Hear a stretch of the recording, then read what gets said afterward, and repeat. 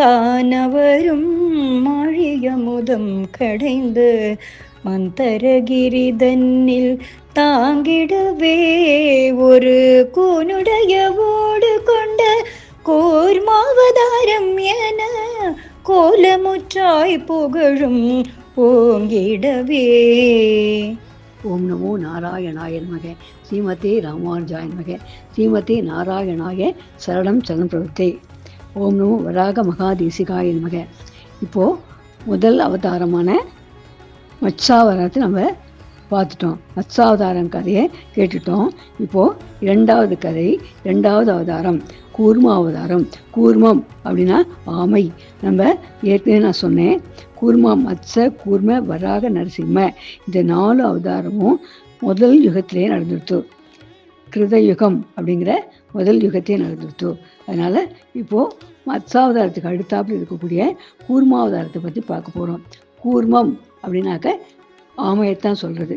அபியாசூர் புவனத்ரீமினிபிரதம் கண்டூய நைதினா நித்ராணஸ்ய பரஸ்ம கூர்ம உபுஷோ நிஸ்வாச வாதோர்மயக யத்விக்ஷேபணக சம்ஸ்கிருதோ ததிவயக ஸ்ரீகோங்கோள வரியக்ஷிதா நித்ராரோகண மிருதோ விகரதே தேவஸ் ஐவஸ்யா. இப்போது தேவர்களுக்கும் அசுரர்களுக்கும் எப்பவும் பிரச்சனை வந்துட்டே இருந்தது. இதுக்கு நடுவில் இப்போது எல்லாரும் கேள்விப்பட்டுவேன், ஒரு ரிஷி, ரொம்ப ஃபேமஸான ரிஷி துர்வாசர். அவர் என்ன பண்ணாருனாக்க, ஒரு மகாலட்சுமியோட பிரசாதமான மாலை ஒன்று அவருக்கு கிடைச்சது.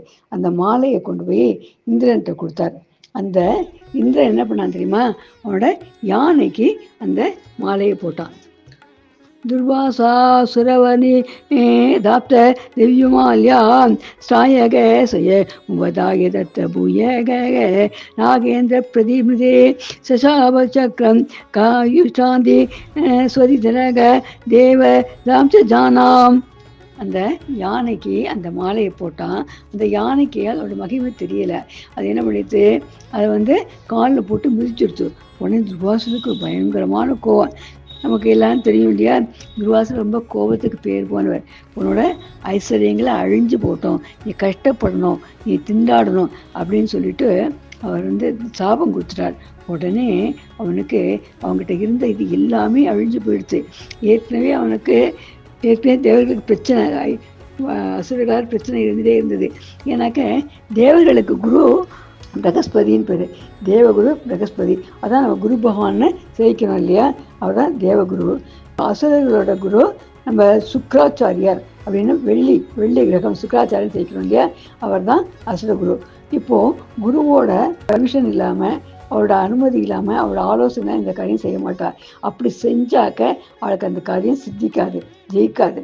அதனால் குருவோட இதை எப்பொழுதுமே குருவோட ஆலோசனையை அவன் சேர்த்து தான் செய்வாள். அப்படி இருக்கிறச்ச இவனுக்கு தான் இந்திரனுக்கு தான் எல்லா ஐஸ்வர்யம் அழிஞ்சு போயிடுச்சு. அதனால் ரொம்ப கவலைப்பட்டு இந்த குருவிட்ட போய் பண்ணாடுறான். அவர் சொல்கிறார், சரி பிரம்மாட்ட கேட்கலான்னு பிரம்மாட்ட போய் எல்லாரும் கேட்குறா. நம்ம எல்லாரும் பெருமாள்கிட்ட போய் கேட்கலான்ட்டு விஷ்ணுகிட்ட போய் கேட்குறா. விஷ்ணு என்ன சொல்கிறார், கவலைப்படாதீங்கோ, இதுக்கு ஒரு வழி இருக்குது. ஏன்னாக்க எப்போ பார்த்தாலும் உங்களுக்கு சண்டை வந்துட்டே இருக்குது.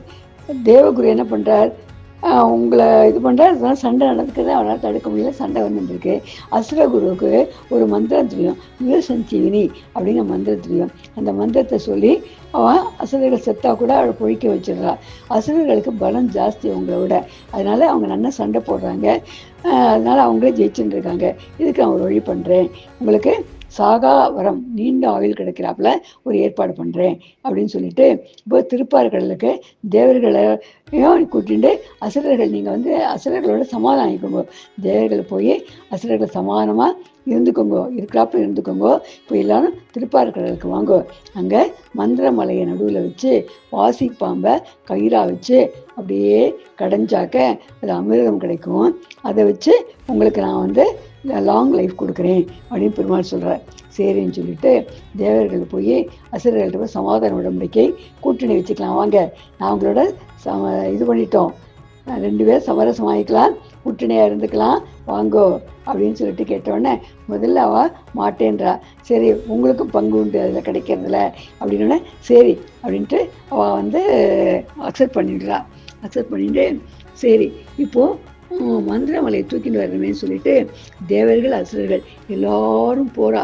போய் மந்திரமலை பயங்கரமான வெயிட்டு அது தூக்கிட்டு வந்து அப்படியே கடலில் வைக்கிறா.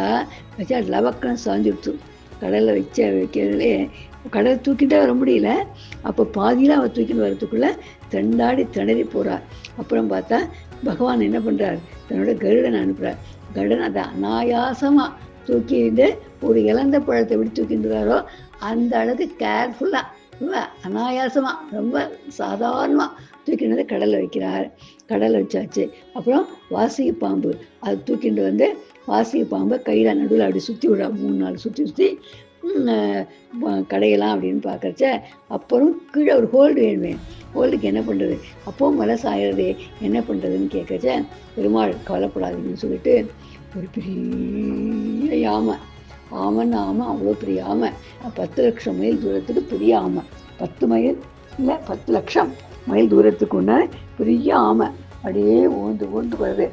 ஓடு 10 லட்சம் மைல் தூரத்துக்கு ஆமை இருந்தால் அவர் ஓடு எவ்வளோ கெட்டியாக இருக்கும் பார்த்துக்கோங்க. அதை கடலில் அப்படியே விழுந்துடுது. கடலில் போய் குதிக்கிறது.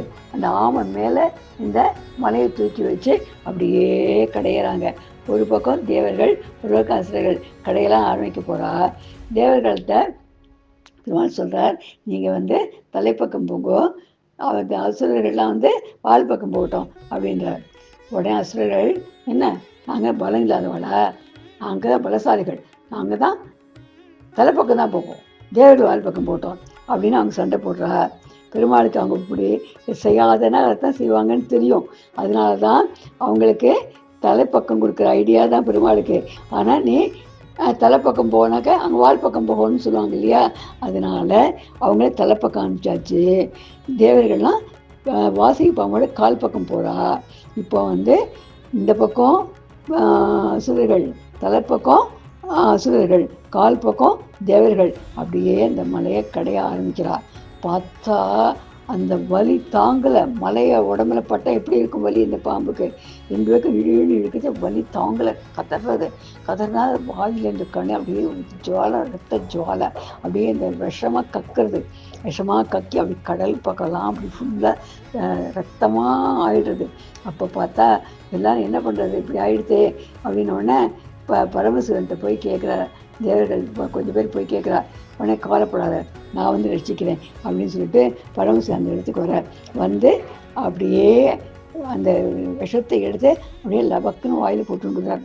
அந்த விஷம் ஃபுல்லாக வாய்க்குள்ளே போயிடுறது. அப்போ பார்வதி தேவி வந்து என்ன பண்ணுறா, உங்களுக்கு விஷம் நீங்கள் வெளியில் இருந்தாக்க மக்களுக்கு ஆபத்து, தேவர்களுக்கு ஆபத்து, மறுபடியும் நீங்கள் கக்கினாலும் ஆபத்து, அதனால் உங்களுக்கும் ஆபத்து இருக்கக்கூடாது, மக்களும் ஆபத்துக்கு இருக்கக்கூடாது, அதனால் நான் தொண்டையை அப்படியே பிடிச்சிடுறேன்னு சொல்லிட்டு அப்படியே விஷம் தொண்டையில் வரைச்சே பார்வதியை பிடிச்சிடுறா.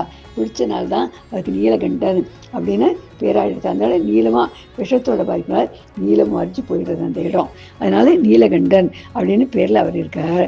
அடுத்தாப்புல மறுபடியும் கடை அப்படின்னு சொல்லிட்டு கடையரைச்ச ஏற்கனவே இந்திரன் வந்து தன் செல்வம் எல்லாத்தையும் எழுந்துட்டான் அப்படின்னு பார்த்தோம் இல்லையா. இப்போ வந்து ஒன்றொன்னா கடல்லேருந்து வருது. என்ன வருதுனாக்க முதல்ல காமதேனு பசு வந்தது. அடுத்தாப்புல உச்சை சவஸ் அப்படின்னு சொல்லிட்டு ஒரு குதிரை வருது. அப்புறம் ஐராவதம் அப்படிங்கிற யானை வருது. அப்புறம் கற்பவருஷம் அப்படின்னு ஒரு மரம் வருது. ஐராவதம் யானை இந்திரனோடது, உச்சேசஸ் குதிரை தேவலோகத்தோடது. அந்த கற்பவருஷம்னாக்க எதை கேட்டாலும் கொடுக்கக்கூடிய மரம், அதுவும் தேவலோகத்த மரம் தான். அதெல்லாம் வருது. தேவர்கள் எல்லாத்தையும் எடுத்துட்டுறா. அப்புறம் பார்த்தா அசுரர்கள் பார்த்துன்னு இருக்கா, என்னடா இது கூட்டணின்னு சொன்னால் இவனுக்கே எல்லா தொகுதியும் போயிடுத்து, நான் ஒன்றும் இல்லாமல் போயிடுத்து அப்படின்னு சொல்லிட்டு எங்களுக்கும் வேணுமே அப்படின்றா. இருங்கப்பா வரதெல்லாம் கொடுக்குறோம், இருங்க பொறுங்க இன்னும் வரும் அப்படின்னு சொல்கிறா. சொல்லிகிட்டே இருக்கிறச்ச பார்த்தாக்க மலை சந்திரன் வரான். சந்திர சகோதரியின் மக அப்படின்னு சொல்கிறோம் இல்லையா. சந்திரன் முதல்ல வரான். அப்புறம் மகாலட்சுமி வரா. மகாலட்சுமி கையில் ஒரு மாலையோடு வரா. ஒரு வரைச்ச யானை, 2 பக்கமும் யானைகள் விளையாடுன்னு இருக்கிற யானைகள் வந்து தங்க பன்னீர் போல் அப்படியே பன்னீர் தெளித்து மகாலட்சுமி வரவேற்குது. லக்ஷ்மி இல்லையா, லக்ஷ்மி கடாட்சி இருந்தால் தானே நமக்கு எல்லாம் கிடைக்கும் அப்படின்னு சொல்லிட்டு லக்ஷ்மியை வரவேற்குது. லக்ஷ்மி கையில் மாலையோடு வரா. அப்படியே எல்லாரும் பார்க்குறா. ரத்ன பீடத்தை கொண்டு வந்து இந்திரன் கொடுக்குறான். கொடுத்து அதில் உட்காடுறா லக்ஷ்மி. அப்படியே பார்த்துன்னு கிடைச்ச மகாவிஷ்ணு அந்த இடத்துல வராரா. மகாவிஷ்ணு கழுத்தில் மாலையை போட்டு மகாவிஷ்ணுவை கல்யாணம் பண்ணிட்டு லக்ஷ்மி.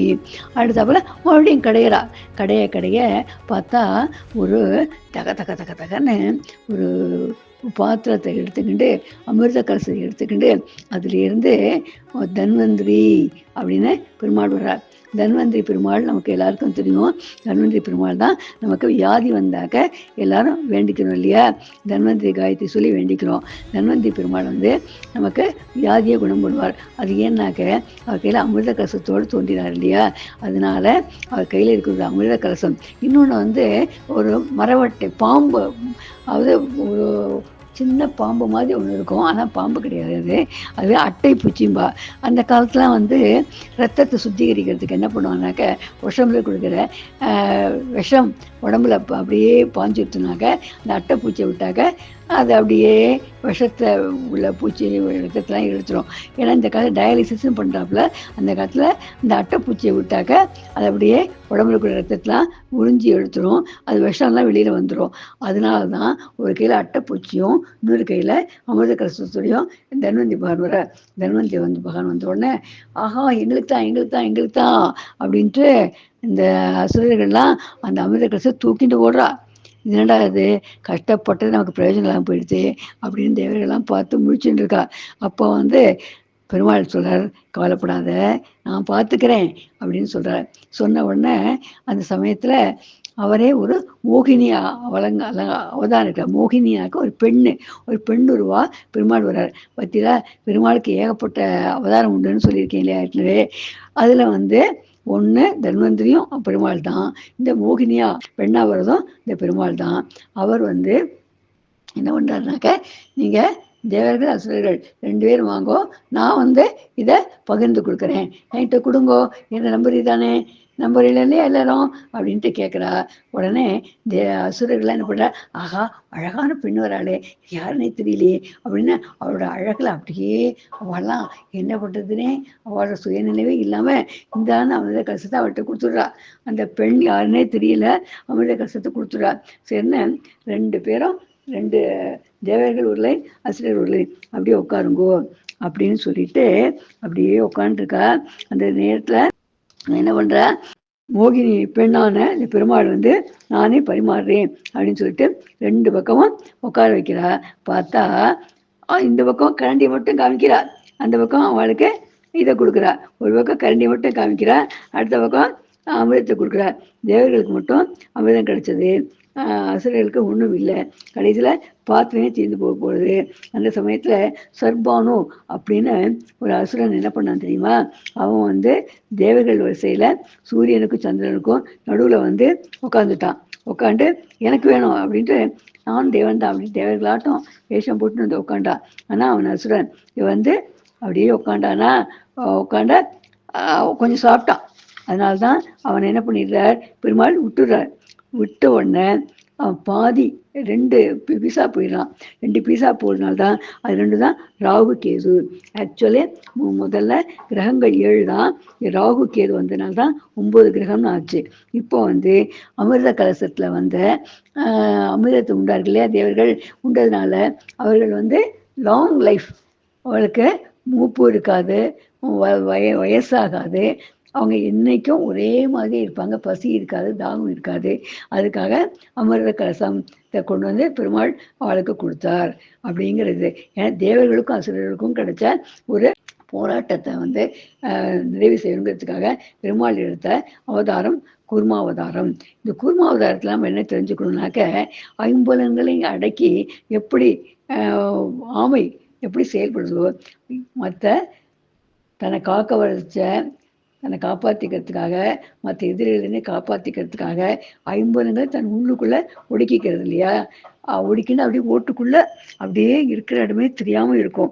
அதே மாதிரி நம்ம நமக்கு தேவையான சமயத்தில் மட்டும்தான் புலன்களை பயன்படுத்தணும், தேவையில்லாத சமயங்களில் நம்ம அமைதி காக்கணும், புலனடக்கம் தேவை அப்படிங்கிறத கூர்ம அவதாரத்தில் இருந்து தெரிஞ்சுக்கணும். பெருமாள் எந்த அவதாரங்கள் எடுத்தாலும் அந்த மக்களுக்கு நல்லதை செய்வார் அப்படின்னு அசைக்க முடியாத நம்பிக்கையோடு இருக்கணும். கூர்ம அவதாரத்துக்கு ஒரே ஒரு இடத்துல கோயில் இருக்கு, ஸ்ரீகூர்மம் அப்படின்னு சொல்லிட்டு ஆந்திர பிரதேஷ்ல கோயில் இருக்கு. மற்றபடி தசாவதார சந்நிதின்னு சொல்லிட்டு ஸ்ரீரங்கத்துல ஒரு சன்னதி அமைச்சிருந்தார் நம்ம திருமங்கை ஆழ்வார்.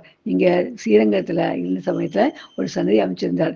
அதை வச்சுதான் தசாவதார சோஸ்திரம்னு சொல்லிட்டு வேதாந்த இசையை பாடியிருக்கார். அது ரொம்ப சிறப்பான சோஸ்திரம். அதையும் படித்தாலும் நமக்கு எல்லா நன்மைகளும் கிடைக்கும். ஓம் நமோ நாராயணாய நமக. ஸ்ரீமதி ராமானுஜாய நமக. ஜெய் ஸ்ரீராம்.